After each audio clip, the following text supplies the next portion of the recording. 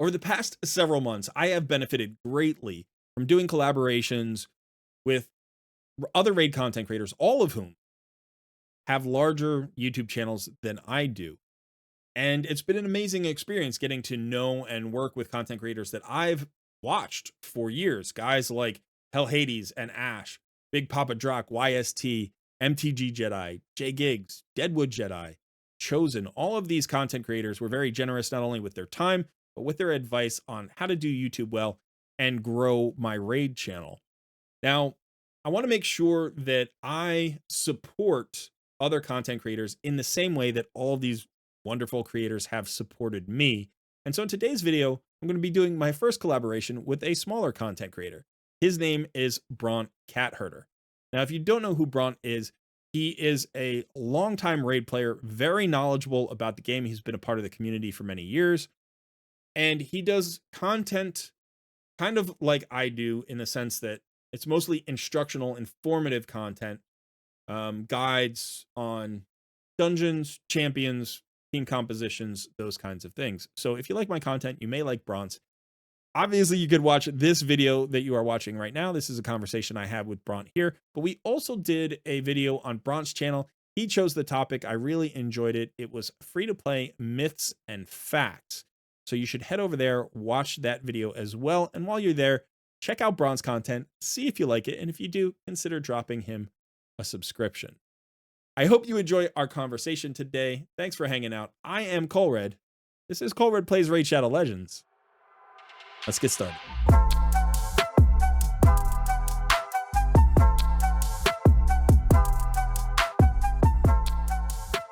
Hey folks, welcome. I am here with another content creator collaboration. This is Bront Catherder. Bront, welcome to the channel. Thanks for coming on. I'm excited to talk to you again. We just did a video over on your channel. I will include a link to that in the description of this one. Please go check it out. We had a lot of fun talking. So, Bront, welcome. Oh, thanks for having me on. That was definitely a lot of fun talking beforehand, and it's good to be on your channel as well, talking raid, talking all kinds of fun stuff. Yeah, absolutely. Now, this being your first time on the channel, as you know, I like to do sort of an interview style, introduce you to my viewers so they get to know a little bit about you, especially if they don't know you. And we were just talking about this. This is the first time I've been able to kind of return the favor. I've always been the smaller content creator in the collaboration. This time I'm able to be the bigger content creator in the collaboration. It's just very cool to play both sides of that coin. Why don't you tell the folks a little bit about your channel and about your content and what the focus of, your content on Raid is?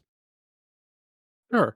I've been playing raid since 2021, I believe. So, 3-4 years going on that. Been a while, probably pretty similar to where you're at. I started right around when Ninja showed up.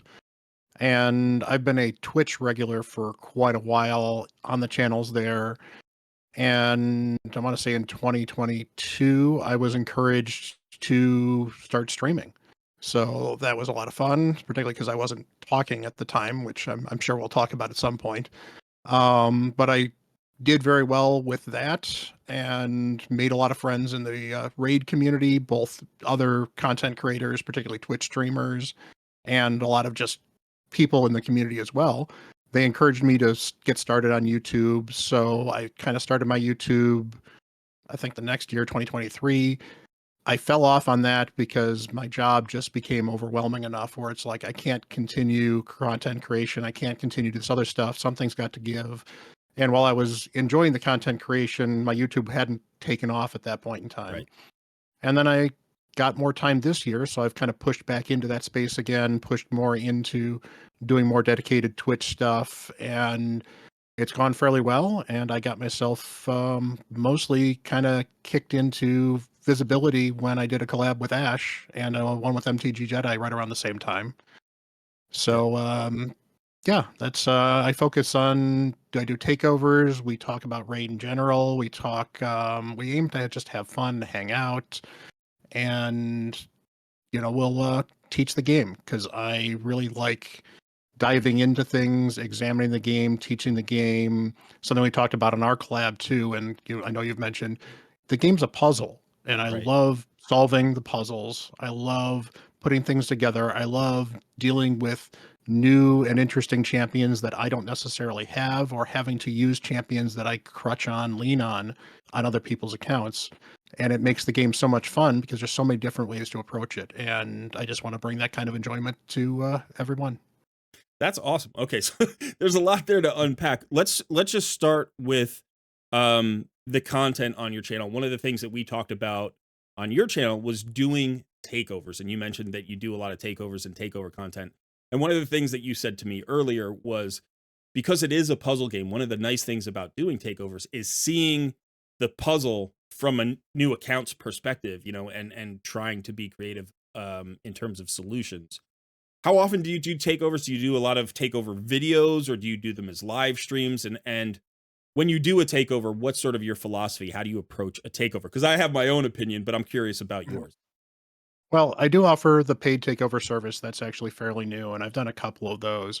But traditionally, I do takeovers occasionally if I'll be just streaming on a Tuesday or a Thursday, and especially if one of my regulars comes on and say, "Hey, I'm struggling with this content, or I'm struggling with something else, or I just got this champion, and I think it might be interesting content, or I'm just kind of feeling, hey, let's get help somebody." I'll say, "Hey, you want me to hop on and help you out with that, or do something, or coach something?" And then on Saturdays, which we call Catterdays, because of course the cat herder theme, we got to run with that.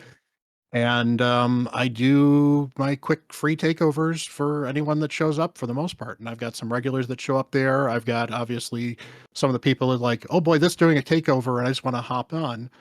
But and the quick takeovers, generally, I limit them. I don't want to do a quick clan boss takeover because there's no such thing as a quick clan Right, boss exactly. takeover.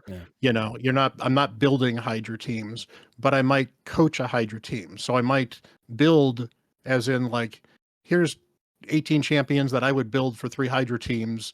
I don't know if they're even geared right for you, but this is kind of how I would set these teams up. These are some goals for you. Or I've done a faction wars takeover where we literally went through every single faction on an account, and this was quote unquote quick, but that takes almost an half an hour to an hour sometimes. Yeah. And we'll go through each faction. They'll say, all right, these are probably your top 5 faction wars champions. These are maybe your 6 or 7 outlier cases. Okay, you're missing this particular skill. You want to look for one of these 3 champions you might pull, and I hate telling people pull more champions, but Right. especially for faction wars, that's actually sometimes you need to tell people that, Yeah. because sometimes you just don't have the right champions for faction wars, especially faction wars, honestly. Yeah, and I agree with you. All of the things that you're saying are experiences I've had. I know you've watched some of my Takeover Tuesday live Mhm. streams because I've seen you in the chat. So just to the viewers, if you're looking for another chance at a free takeover, Bront, apparently on Saturdays, is that when you do it? Yep. So there's another content creator out there offering free takeovers. But I've had that same experience where sometimes you can do a thing on an account to help with what is currently available. And other times, what you do is project and you say, these are the champions you're looking for, or this is the gear you're looking for, the build, the setup. Because, in the hour or hour and a half that you might do a takeover, you can't transform an account. You can just give it a little bit of a nudge in a direction. Now, as far as this is something that I've talked to other content creators about, some content creators hate doing takeovers. There is definitely pressure to doing a takeover. And we talked about, you talked about paid takeovers. I also offer paid takeovers. I think that's kind of an interesting thing, but that's different than a takeover live stream. Because if you're doing a paid takeover, one, you want to make sure that your client is satisfied with your services because they're paying for it. But Mhm. also, it's not being watched by a wider audience who's chiming in. Do you know what I mean? So, when you do a live stream, do you feel like it's greater pressure, or do you use the audience as a resource to help you come up with ideas? Do you enjoy that part of it? Like how do you weigh, I guess, public takeovers versus private takeovers? I actually prefer public takeovers to private takeovers, and part of the reason I prefer them is, especially initially when I was doing takeovers, you know, talking was a bit of an issue for me. And so I was using text to speech for a while. And I can tell you, using text to speech to talk while trying to do a takeover is incredibly slow because I literally have to type out everything I'm thinking while I'm thinking for it. It's not as exciting content as it could be for other people. But at the same time, they could often see what I'm doing. But it was nice to get feedback from the person I'm working with Mhm. where, hey, do you mind if I steal this gear from somebody? Or, little bits like that. Doing it publicly also allows me to both explore content I'm not comfortable with. Like, I'm fairly comfortable with Shogun. I know the Shogun teams fairly well. I've done some videos on them. I'm not as familiar with Sand Devil outside of the Godseeker teams because those are the ones that I built. I also know the Blizzard teams, for example. So I know some of those speeds, some of their builds, but I don't do a lot of those takeovers. So if someone asks me for help there, I'm still willing to do it. But it's actually nice sometimes to have chat because sometimes your chat will actually say, hey, look at this, or hey, do Right. this. Or sometimes I'm just so focused in a takeover and somebody says, hey, did you miss that they had Mithrala already? And I'm doing a dragon takeover where Mithrala would be extremely helpful. Yeah. Oh, they've got Mithrala. That's great. I wasn't even looking for it because I didn't think they did a lot of Hydra because of looking at this account. Or, and it's nice to be held accountable for a lot of those things. True. And it's also nice to do them publicly. And honestly, it's nice to fail occasionally. And I hate failing because I hate failing to help somebody else. But I like failing from the perspective of it reminds people that we're human, that we can only do so much. And sometimes your account is just not ready for certain content yet. Yeah. It could be gear, it could be equipment, it could be silver because you just don't have the silver for it. Sometimes Right. it's masteries. I've seen masteries hold people back from really doing what they want to do sometimes. And so it gives me a chance to kind of go through all of that stuff, show the trials and tribulations. Yeah. So, yeah. And I definitely have that experience too. Like I've failed on takeovers. I have failed on takeovers. Sometimes it's because I don't know enough. Not about the game, but about the account and the player and there's so it's like I've made assumptions that a player is in a position to push something and they're not. Mm. I remember once doing a clan boss speed tune for somebody that after speed tuning did less damage than their previous clan boss team.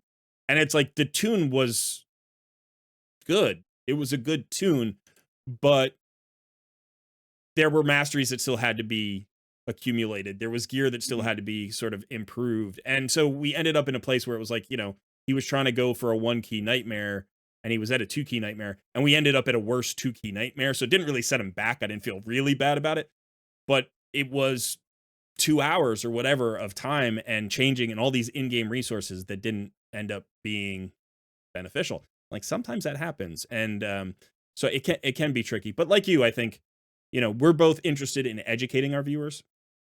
And as a career educator, one of the things that I've, learned and I was taught, I was trained was that the room is always a resource, right? Like if you want to generate ideas, ask the students, ask the participants, to chime in because if you're stuck, even if they don't give you the answer, they may get you thinking again, or you may generate, they may generate somebody else's ideas. So I do like that aspect of the live stream takeovers. That's always fun Yeah. because when you're doing a And then private I one, also like it's to, just, you're just on uh, your own.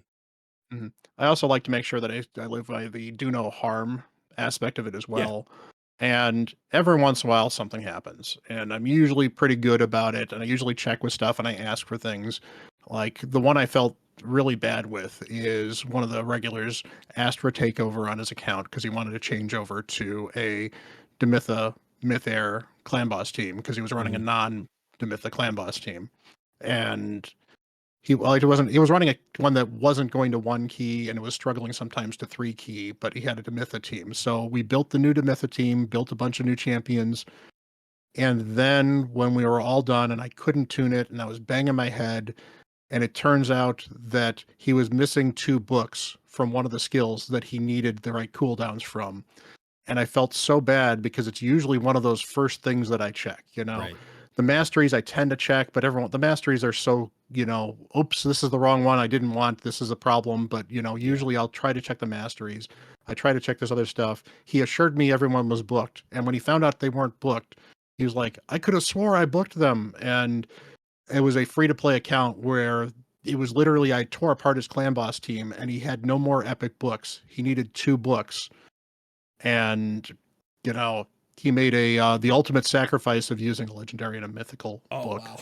and I felt Ouch. really Ouch. bad, Yeah. but he Yeah. chose to do that. I even told him, don't do this. I think Right. you're better off. I actually even said, you might be better off spending $5 to get 2 whatever. And I realize that goes against everything free to play, but you literally, you don't have the resources to go back right now because I used every one of them to build, Yeah. and I know he had a spending account. So this was not like telling somebody who never wants to spend and can't spend that, Yeah. whatever else. You've got a whale account if you have to, but he wanted to stick free to play. So he took the sacrifice and made sure I didn't do it on stream because I certainly wasn't going to do that on stream. Yeah, I the one that always catches me is the area bonuses because I've never put speed into that, and most people don't put speed into the clan boss area bonus, but some people do. And so if I forget to check that, sometimes you'll speed tune a whole team, and then everybody will end up 6 speed too fast, and it won't tune, and you'll be like, why is that happening? So I've definitely done that before, and it's tough. I mean, I think as content creators, we're really here to help people, and we want to help people. It's embarrassing to fail, but failure is part of the path to success. We all know that. So it's like I Yep. can get past failing, but failing for something like that sometimes just feels really bad and yeah, definitely. Um And as much as okay, we so like to teach people too, we're also here to right. learn. So Yeah, there's some absolutely. level of it's nice to actually have somebody in chat. Hey, have you seen this team by this content creator? Why, Yeah, no, I haven't. Let's go take a look and see if that can help somebody, right. or, Right. new clan bosses. That's why I love Deadwood Jedi's site. It's so great to be able to just start looking up champions, looking up different clan boss teams. And there are so many different clan boss tunes and clan boss champion combinations now that, we can't know them all. It's just Right. kind of impossible. Yeah. Definitely true, and I think that for clan boss specifically, there are so many hundreds of different variations. It's easy to get stuck on the same 4 or 5 combos. And like you said, we're learning too. I at some point you do your first takeover and you've never done one before, so you have to learn how to do takeovers. One of the things that's been great about my takeover live stream is doing it in that public environment. Kind of people are really cool about it. They just like seeing their account up there and they're happy to just you know, get some coaching. It's not a high pressure environment in some ways because expectations are relatively I guess not low, but they're reasonable. Mhm. When somebody's getting something for free, when they pay you for it, the expectations are much higher. So I did free takeovers for 8 months, I think, before I did my first paid takeover. And that felt like a learning period for me.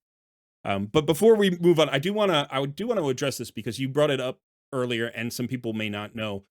So diving back into your history a little bit, you talked about your voice, and I know you and I have had a conversation about it. But why don't you share with the viewers a little bit about your journey with that, whatever you feel comfortable and makes sense for you? Yeah, I've been pretty transparent about it. Yeah, at the end of 2020, I got diagnosed with I think it was stage 4 or even stage 5, and it sounds weird because it's not stage 4, stage 5 cancer normally, but it's the stage 5 thyroid cancer, and that's just a grade of how big the tumor is on your thyroid. So it wasn't like stage 5 spreading cancer where it spread. That was just the grade of the tumor on my Okay. thyroid. So my left thyroid had a tumor the size of my left thyroid node. So, and we found it because I couldn't breathe and I Mm, was getting choked by my thyroid. And I ended up in the hospital and it was a rough couple of months. We figured out what was going on and I had surgery to remove it. And in the surgery to remove my thyroid, my left vocal cord got damaged. And as a result, I don't have a working left vocal cord. And with only one vocal cord, you cannot talk. You just can't. You can kind of whispery, gravelly, whatever else. It also impacts your ability to breathe. It impacts your ability to clear your throat and cough. So you cannot cough without working vocal cords. You cannot clear your throat without working vocal cords. Those are all the things that your vocal cords do. mm, And so I was actually hoping to, once the surgery was done, possibly start streaming and talking. And then I lost my voice. And it was very hard on me for a lot of reasons, but I was pretty vocal about, sharing it with the raid community. And the raid community was great. And I was really installed in a couple of streams. Particularly, I was active on Carnage's Twitch stream for a while, and he kind of showed me a little bit about how he handled the back end of stuff. I started doing some of his moderation work, some of his back end handling stuff to, build stuff for the store and build commands and stuff like that. And finally, I think I had 40 people individually tell me, "You're so helpful to us. You're constantly helping us in the chat. You're occasionally doing something privately for us, just, general takeovers that are free. You need to start streaming. We don't care you can't talk." And so that was really where I started streaming. And I got rated by, oh, what's his name? Authentic. I got rated by Authentic really early on. So I think within an hour of my first stream, I had 150 people in my chat. Nice. And That's great. it was awesome. But Yeah. because so many people knew what I was doing, I took the 7 days to get to the affiliate program is all it took me. So I got affiliated right away, and I've been streaming ever since. And we did a lot of text to speech stuff, and it was a struggle because the text to speech was very rough because takeovers were slow, content was slow, reacting to chat was slow because Right. I had to basically tab out of the game to pull up my thing to type it up. And we made fun of it because it would mispronounce all kinds of stuff. So Brogny became Brony, for example, because that's how it liked to pronounce his name for a while. And but we also had some good times. I think my favorite time that was really early on that kind of cemented the fact that I was enjoying streaming was we were doing the first time I ever conquered Doom Tower. I was doing it live on stream, and I got donations to go pull some void shards while we were doing it. So I beat the Sify Rotos floor, which was like I think the 119 floor, was the Hmm. hardest one on there. It just took forever, and I had to manual it, and we had to try a couple times, and I had to rebuild champions. I ended up using Vlad before he was buffed. I used Rorik. It was really kind of a rough type, but we got that done. Somebody donated and said, "Hey, pull some void shards. Congratulations!" And I pulled a Sify. Oh, nice. So That's it was awesome. beat Yeah. a stiffy, get a stiffy, and it was awesome. And it was just a great community event. And I'd pulled Rotos 3 days earlier. Oh, very nice. So I got the pair right away, which was just awesome. And, so I've been doing that ever since. And it's part of why I like to give a positive message. It's part of actually why I continue to do it as well. I feel I don't want to say I owe the community, but I want to support the community that might be struggling with some stuff. They might be unified in some stuff, but the raid community is so supportive and so helpful, and it's just great to give back to that community by providing content to them or providing entertainment for them. It doesn't always have to be content Right. that educates them. Sometimes they just want to be entertained, and we have fun. Sometimes I may or may not actually know what I'm doing with stuff. I'll make fun of myself on stream regularly and, Right. tell dad jokes and we have fun. That's awesome. No, thank you for sharing the story. I mean, I agree that this community is extremely positive. I think, all the content creators kind of say that whenever I meet them, is that one of the things we love about the raid community and one of the reasons we stay in the game is because of the community. I think games have sort of lifespans, for each player. Sometimes it's just a few months, sometimes it could be a few years. But when you're part of a community that draws you back over and over again, that game can have a much longer life. And you can rediscover your joy of it and you can get bored with it. That, it's like, and then when you're creating content, sometimes you can even feel like you're kind of stuck. Like, oh, I make content create, I create content on Raid, but I want to play some other games right now. But that's when I personally lean into my community. I have a great Discord community. The content creators are awesome. I've been doing so many collabs recently because I've been frustrated with the in-game content. And this is a way for me to feel, like I can provide good videos, good content to my viewers, and yet not have to delve into all of the negative topics that are kind of floating around in the space right now. And then, I'm sure Raid will move in a positive direction again. We've got a new boss coming out. Maybe that'll be really fun. People will be making fun content on that, and that'll energize me again. But this community is so fantastic, and the content creators as well. You've done several collaborations. Why don't you mention just some of the content creators you've also collabed with before me? Yeah. I collaborated with Ash. Ash and I are in the same clan. We've been in the same clan for several years. And so I've known him, and he's a genuine dude. He really is the same dude that you see in all the videos. Maybe he amps it up just a little bit for the Yeah. videos, but you know what? That's kind of what YouTube is. So, Yes. but he is a genuine dude. He really does care about people. And the fact that he's so vulnerable about some of the mental health issues he's gone through, gives me some, positive encouragement to do that with all of my struggles as well. Right. So that's great. MTG Jedi, I've done a collab with him. That was a lot of fun. Faction Wars, I think I've stated this several times, but Faction Wars is my favorite content. I think it's honestly the best content in the game as far as giving you a bunch of different fun little puzzles with a great reward for not only just getting it in the first place in Lydia, but continuing to do it because perception gear is just so valuable and Yes. account for a long, long time. Yeah. And those glyphs too. The glyphs are great too. So it's wonderful content, and that's one of the things that he inspired me for content creation as well. In fact, I did an entire Faction Wars series because I liked the Faction Wars series that he did 2 years ago, back when I was struggling with Faction Wars. I found it particularly helpful, and I wanted to do an updated version of that, revisit it, put my own spin on it as well. That was actually I did my one with first Brock. collab was MTG Mhm. Jedi, and I did his last Faction Wars video. That Ooh. was literally the first one. So I remember that whole series. Yeah. I'm sorry. Mhm. Go ahead. No, go ahead. Drock was a lot of fun, and that was Yes. basically I caught him on Twitch and said, "Hey, I'd love to talk to you about Live Arena," because I was literally in the process of making a video about 3v3 Arena and talking about arena problems. And it's like, "Hey, you're a content creator that deals with Live Arena stuff," and he was just super open to it, which was great because like it was right around the hurricane that happened down in his area. Hmm. So I was like, we could do this like 3 weeks, not later. Now it's fine. I don't need to do it right now. If you can. No, no, no, it's fine. Just make sure I get enough time so I can go get my Chipotle dinner. So he's a great dude. And then Yeah. Layla and I finally got a chance to do a collaboration as well. Now Layla, I used to feed her my account and basically write up videos for her occasionally because she likes to do videos where she will highlight other people's accounts and Right. other teams that other people do. And so I would get into it. And this is part of where I really kind of realized I needed to get back into YouTube. I would give a 2-page prep write up to make sure she covered all the issues I actually wanted her to cover on the takeover.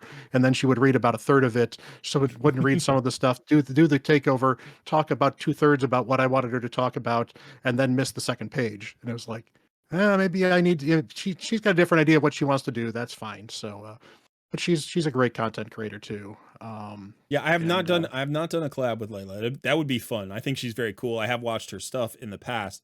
I think one of the things that you're talking about there is, you know, for me, it's what motivated me to get into content creation in the first place. Now, I didn't have that relationship like you had with Layla, where you were kind of helping her create videos, but seeing content creators watching videos and not seeing what I wanted to see from a video. So somebody would do a guide on a champion, and I would have a question about that champion that would never getting answered, or there's, here's a great team composition to defeat floor 119 in Doom Tower, but I don't have half those champions. So I'm looking for a more free to play friendly solution to it. And that's not to criticize that content, but it just wasn't what I needed. And so as a result, I was like, well, why don't I make videos that I think I would have wanted to watch on my journey? And then that will help players who are earlier in the journey than I am, but are coming from the same place. And so I do think that every content creator offers something different. For years, for instance, Layla did a lot of lore stuff and nobody else was doing lore stuff. And that was one of the coolest things to see from her. She's really creative and like dove into that. And now, unfortunately, I felt bad that like once Raid actually started adding its own lore, it like negated a lot of her cool stuff that she did. You she still know? does that actually. She actually still creates those videos, records Yeah. them as she reads the lore. Now it's the lore in game, obviously Right. she's reading it. Right. But and it still does fairly well because you're also getting Layla reading it, which is definitely pleasant, and you can listen Yeah. to it. And it's one of these things like, you know what, I wouldn't mind listening to this Raid War while I'm driving home. So you can just throw Right. a playlist on in your car and listen to it as you go. So Yeah. There's definitely the Raid ASMR kind of thing. I get Mhm. that comment every once in a while. I was like, hey, this video is great ASMR. I'm like, all right, that's cool. I always joke about Gear Cleanse ASMR actually, Yep. because I know you've mentioned it actually in your takeovers. You don't like doing gear cleanses because you Oh feel God, it's no. an easy thing for people to tune out. I've actually found the opposite. I can't tell you how many times I'll be doing a gear cleanse on Twitch, and then I'll look over and like my viewer count's tripled, and I have Really? no idea why. Yeah. And it's like this has got to be the most boring Yeah. content ever, but it's people love listening to it. People love hearing your train of thought. And to be fair, it's difficult, partially because with the voice issues still, and I forgot to mention it, but I actually now have a plastic implant that pushes Okay. over my vocal cord, so that's why I can talk now. I'm Okay. still not perfect, but with my voice, I'll trail off at times when I'm doing those kind of state of mind thinking, because I'll be Yeah. thinking and I'll be kind of talking to myself, because it might be how I might talk to myself in my head. And so you just got to train yourself out of that. But I try to do that when I'm doing the gear cleanses, because I'm like talking about what is helpful for the gear. What am I thinking about for the gear? In fact, I did a whole 55-minute video that I think I joked about in the beginning. This is going to bore the hell out of a lot of you people. Sorry about it. Right. And it's slow.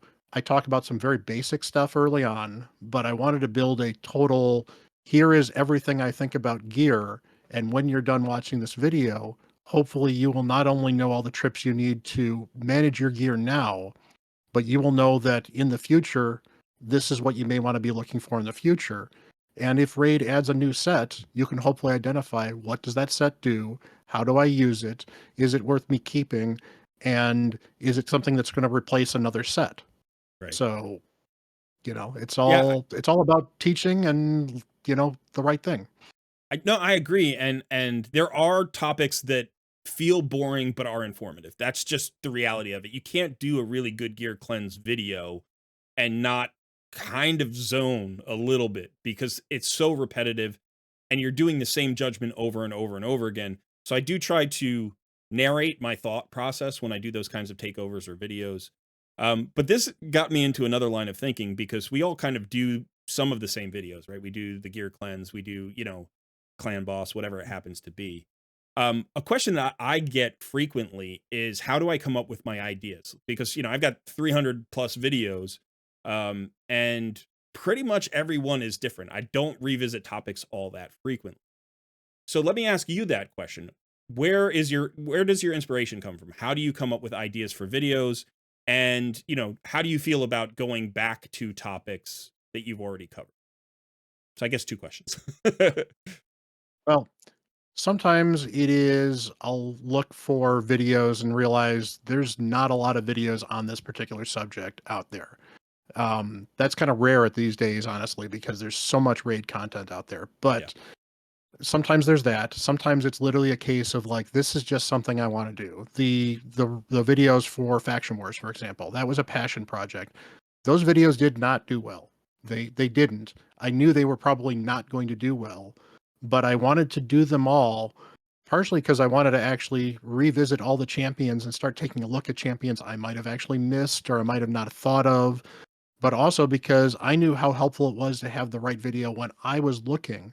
Yeah. So I don't want to be in a situation where there's somebody that might be looking to a content creator like me and they just can't find a video that's done within the last 2 or 3 years on Faction Wars. And it's like, I don't have any of these champions they even talk about, because none of these, I've got a bunch of new champions because they put them out. One of the things that I've found over time, and maybe some of the viewers know this, but as you're building your kind of your library of videos, right? You have different types of videos that do well in different time periods. So when you think of like a viral video, there's not anything that you could say is a viral video in Raid, because we don't break out of the niche, right? We don't go to the general public. But a topic that might be something about like a rant video about Plarium would be maybe as close to a viral video as you can get. And I did one of those several months ago. I was really angry. I don't do a lot of rant videos. And that one pulled down like 6 or 8,000 views in the first 24 hours, which is like triple what I normally do in the first 24 hours. But since then, it's only done a few extra thousand views, because like that topic dies off really quickly. Whereas the guides that you're talking about, when you do a guide on a champion that everybody can get, or you do a guide on a Doom Tower boss that everybody has to fight, those become evergreen content, right? So it's like for the next year, you'll continue to get views every day when that rotation is up. So it's like Dark Mhm. Fae won't get views when the Fae rotation is not up, but when she's up, a video I did a year ago will still get 30 views a day. which is kind of crazy that in a month I'll pick up, basically another 1,000 views for that. And that happens multiple times a year. So some of my older videos, which did 2,000 views in the first 48 hours, are now at like 25, 35,000 views. So every channel is a little bit different. And it sounds like you do a lot of what I do, which is focus on guides and teaching stuff. And that's not buzzy. It's not sexy, but it's going to be consistent. It'll keep being there. And people will come back and view your older videos, like your Faction War stuff, because everybody does Faction War. All the new players have to do Faction Wars. Everybody types into YouTube Faction Wars, Raid Shadow Legends. Everybody does it. So at some point, those videos will just keep growing and growing and growing over time. Yeah, and sometimes you can make some entertaining content that, can possibly be evergreen. It may not, but like I did a series where I was doing, highlighting 6 epics in Hydra, and I was basically taking these are 6 epics in Hydra, and I actually had a list of about 30 of them that I kind of ranked and said, all right, I'm going to do these top 6 here, and then I'll do another video with the next 6 here. And it didn't do as well as I kind of hoped it would, so I kind of slowed off on that because people are looking for the OP champions in there, so you don't have a lot of people that are looking for the epics. So sometimes you throw some content there that you might think might be interesting, and it might do well, and it might not. And on the other hand, I did a 7 Secrets of Raid, which was a lot of fun because there's a lot of hidden mechanics in Raid. There's things that they don't talk about very well, or they Yes. do talk about it, but it's hidden in a menu, under a submenu, or that sort of stuff. Or like how defense works was actually one of the big ones in there. And I did it. And in fact, I feel a little bad because I did all 7 of those, and the defense one I didn't quite have right. I described it properly, Yeah. but what I described and what it actually was it's actually a logarithmic formula that just kind of smooths out over certain numbers. And I just happened to call out that certain numbers, the values changed and you got less and less after a certain number. And I was incorrected why I was saying that, but I wasn't incorrect in what I said. And the Right. numbers I threw out there were mostly accurate. But it sticks So, in your brain, doesn't like, it?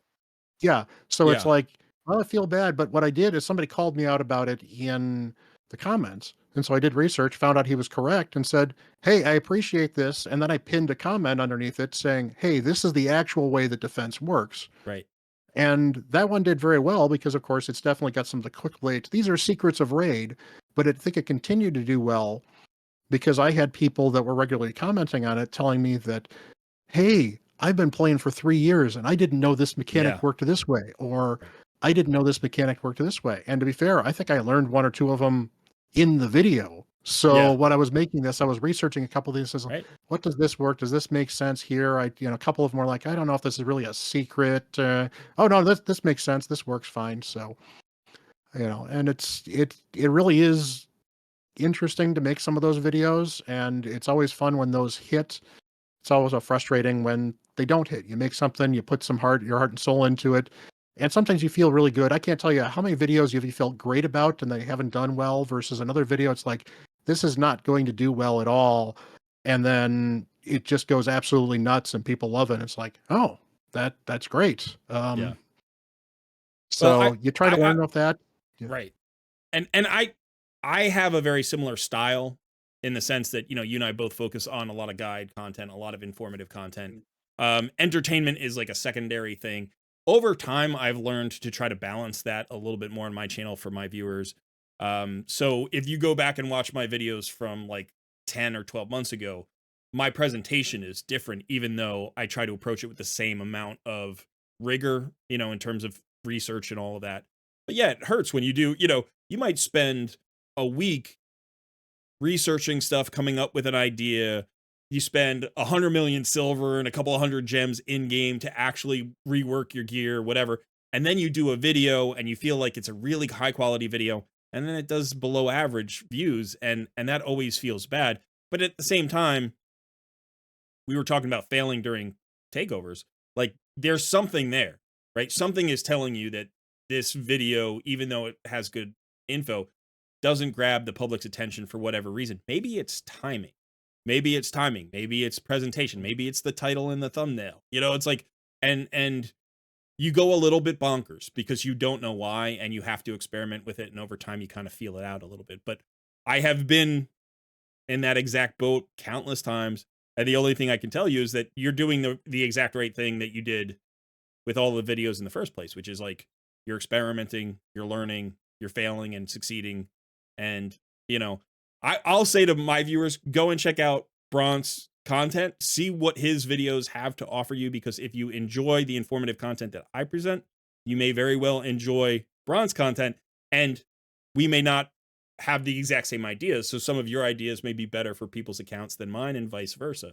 But it is cool to always talk to another content creator who feels that same way. It's like, let's dive deep into this. Let's figure these things out and share them with the community so that we all get better collectively at the game.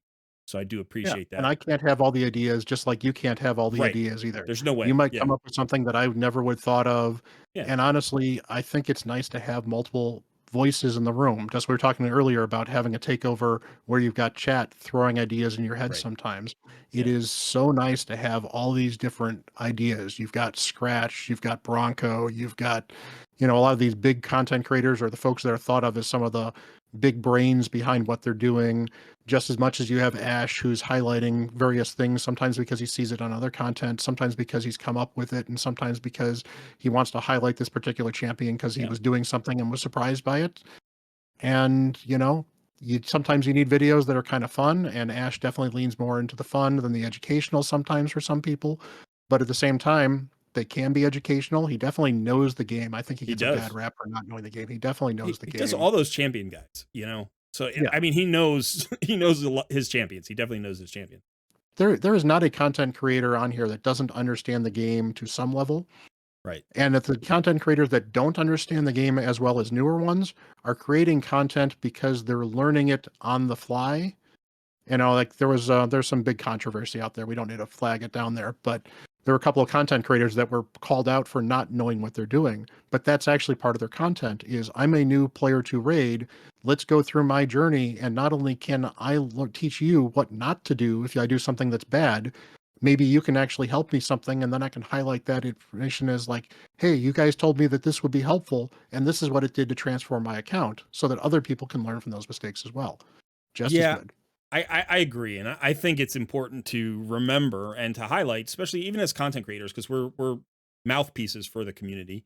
That as gamers, we can become attached to the way we game.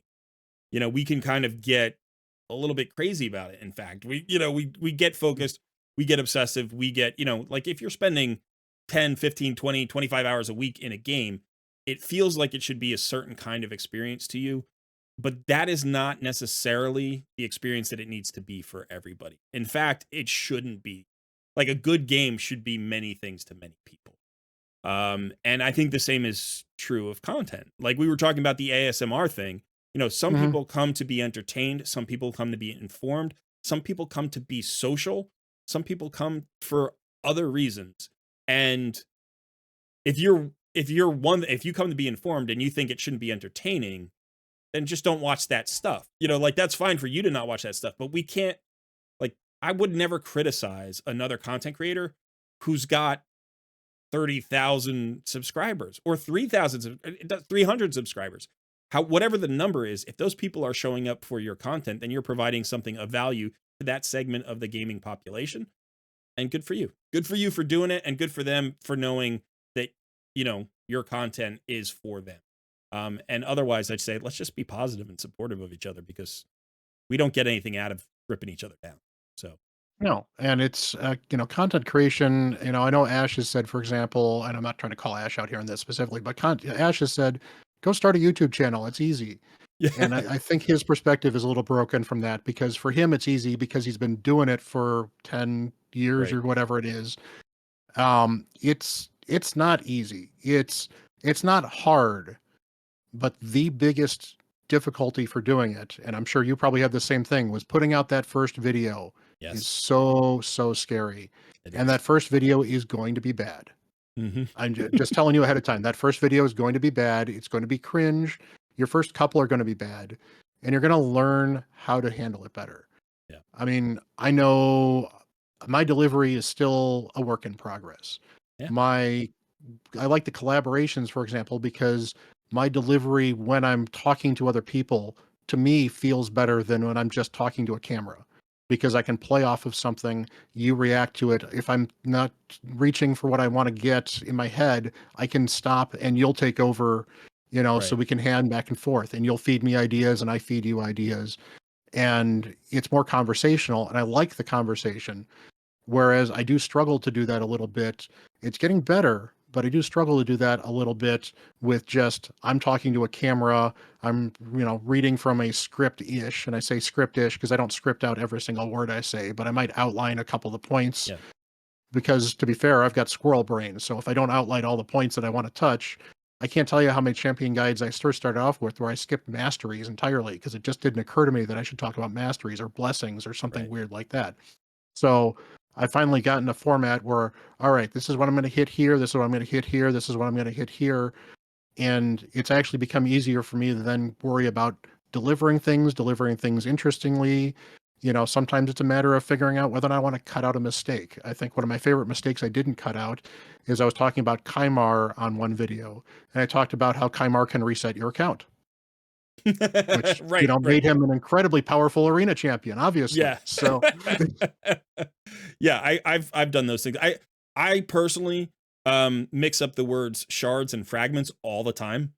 oh And so yeah, I'll be I did talking that. about a fragment champion and I'll say shards and I'll reverse it, and I just Champions don't and bother bosses. cutting. Yeah, I don't bother having my editor cut out those mistakes. Like, my editor, whose name is Sun and everybody knows, like, we just roll with that because people are smart. They'll Mhm. figure it out. And if I'm actually giving incorrect information, somebody in the comments, like you said, will point it out and you can pin that comment. And it's not worth reshooting a video and re-editing a video and losing all those views and like all the comments and then posting a new, like, no. If you make a small mistake, you just move on. It's just like in life, and you roll with it. And like you said, I think the conversation of a collaboration is cool. And I'm sure we've made mistakes today. We've said weird things, and you're bouncing around, but the upshot is the material is on balance very helpful and positive and potentially entertaining. And so we live with our imperfections. You have to be Mhm. willing to do that to see your face on a video every day. We were talking before about how like it's weird sometimes to see yourself in a video. Sometimes because like for me, I mirror my camera so that my hands make more sense to me. Like I'm looking in a mirror. Some people do it the other way. You like to show off your t-shirts. My t-shirts are all reversed, so I can't do that, So yeah, there's sort of different little quirks to it for every content creator, but you have to get past those little weirdnesses and just believe. You have to have a bit of an ego, believe that what you're putting out there is beneficial to people. Um, and it doesn't have to be significantly self-serving. Like I do it for fun. I would like to make a career out of it. That would be nice to be able to do this kind of thing as a career. But for the most part, I just do it because I wish it was there when I was coming up. And I like to help people in that way.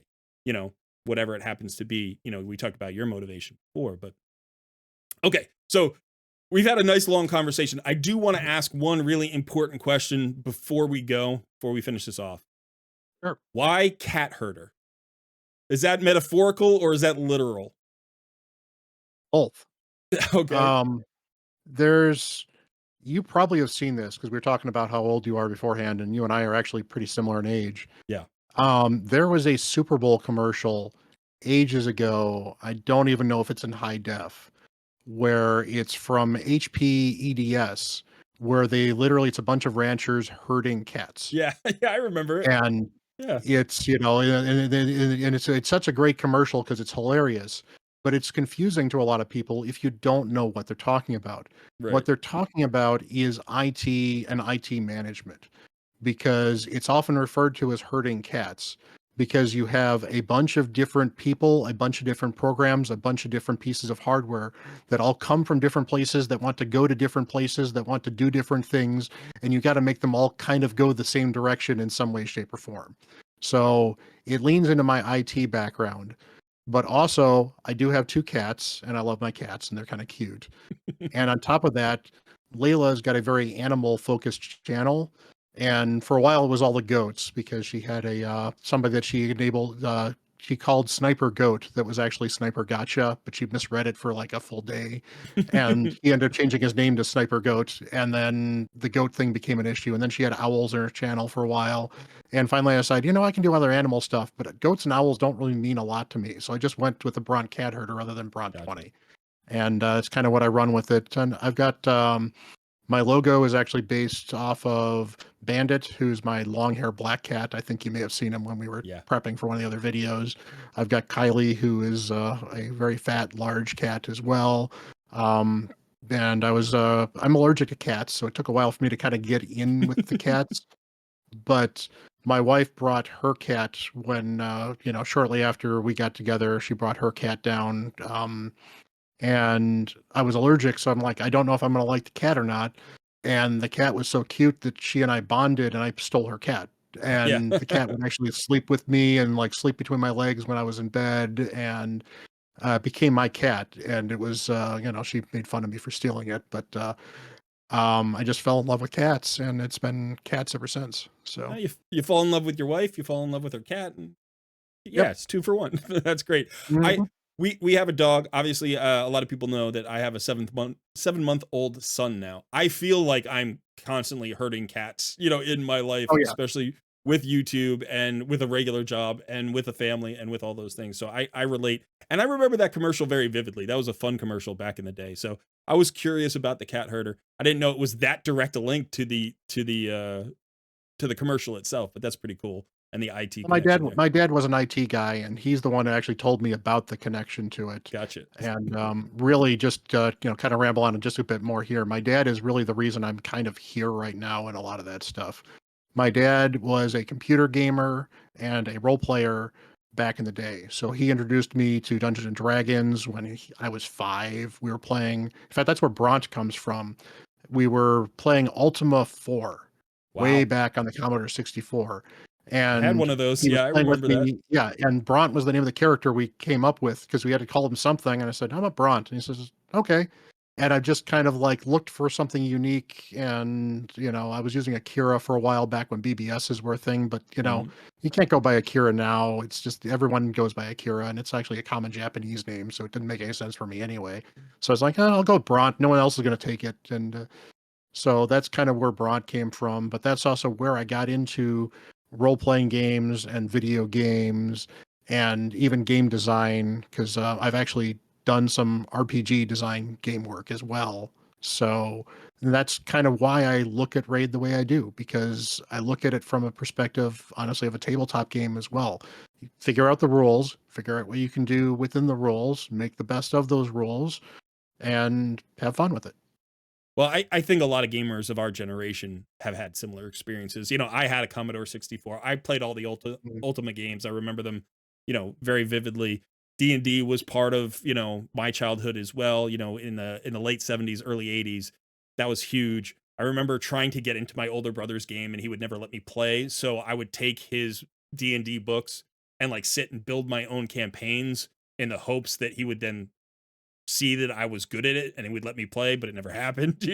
So when Yeah. computer games started creating single player RPGs, I was like, oh, well, now I don't need to be in that. I can do my own thing.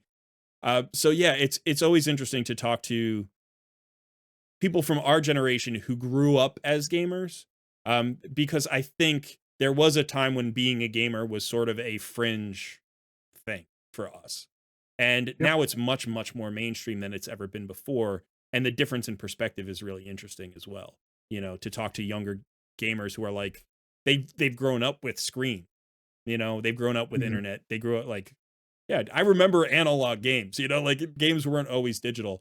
And that's not a criticism. That's just like, that's the reality of it, and it's cool that they are now, but there's also something about those old games that have that nostalgia and that feel where you're like, man, we made our game. We literally created, like you said, building a D&D campaign from scratch was a cool experience. So thanks for bringing that back for me. Yep. I love hearing about the cat, Mhm. and all the stories. Thanks so much for coming on the channel. Just a reminder to all of the viewers, we did another video on Bronts YouTube channel as well, and that will be linked in the description of this video. And yeah, I appreciate you being here, and hopefully we'll get to Yeah, do this appreciate again. it. Yeah, be a lot of fun. It's been fun talking with you, and definitely look forward to doing more with you. All right, awesome. I am Colred. He is Bront. Thanks for hanging out. We will see you in another video soon.